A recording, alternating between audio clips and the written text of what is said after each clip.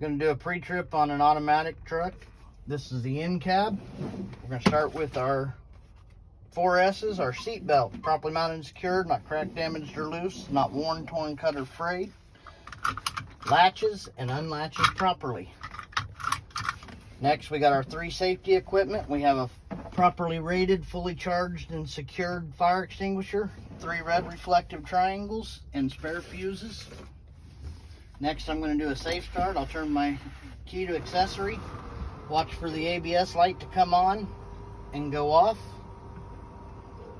I can see on the dash I'm in neutral. Go ahead and complete my safe start. Next, my steering wheel is properly mounted and secured, not cracked, damaged, or loose, and have no excessive play.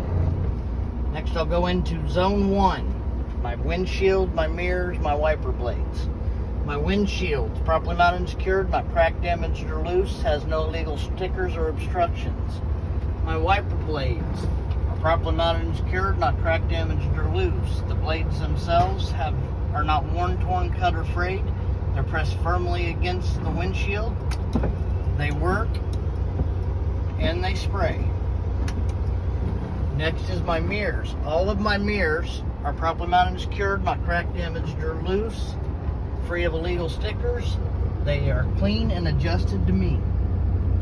Next, I will go into zone 2, which is right here in front of me. We've got my gauges. My water temperature gauge is rising to the proper operating level. My oil pressure gauge is rising to the proper operating level. My voltmeter is sitting about 14.2. My fuel and def tank are at an adequate level for the trip today. My air pressure gauges, primary and secondary, are rising to the proper operating level of 120 to 140, where the governor will kick out. Next, I'll do my indicator lights. My left turn signal works. My right turn signal indicator works. My 4-way flashers work. And my bright headlights work. Next, I have my air horn and my city horn and my air horn. Now I'll go into zone 3. Turn my heater defroster to below at the floor and at the defroster. Ensure that I have air blowing down for my heat. Ensure that I have air blowing up here for my defroster.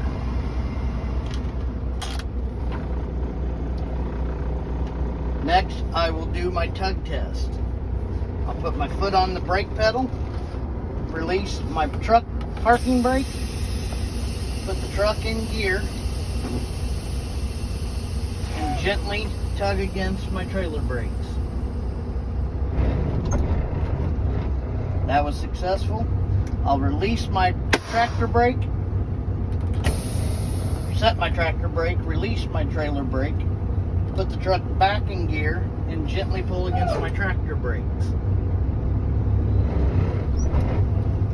Next, I'll put it in neutral, release both brakes, put it back in gear, and I'll simulate my service brake test.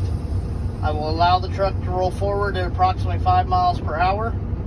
Press on the parking or service brake and ensure that my truck doesn't pull to the left or right, which would indicate a braking problem. I'm going to put my truck back in neutral. I'm going to assist my truck in building air to 120 to 140 until my governor kicks out.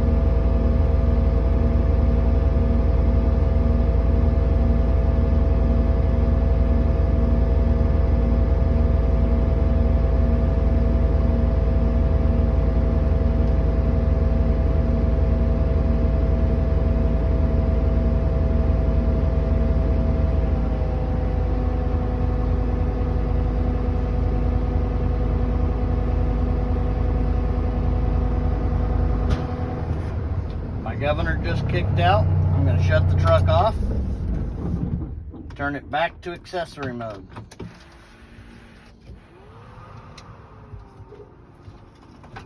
Again, my ABS light came on and went off.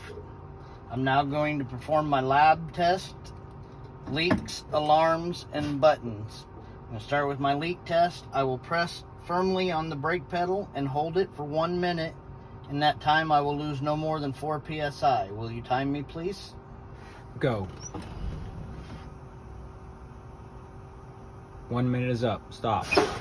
I have not lost more than 4 psi in that minute. The next test is my alarms. I will continue to fan my brakes down at or above 55 psi. My alarm and my lights will show up.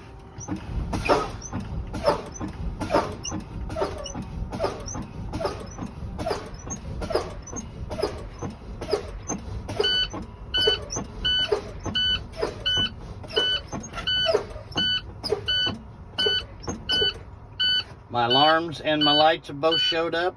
Next will be my buttons. I'll watch my valves and ensure that they pop out between 20 and 40 psi.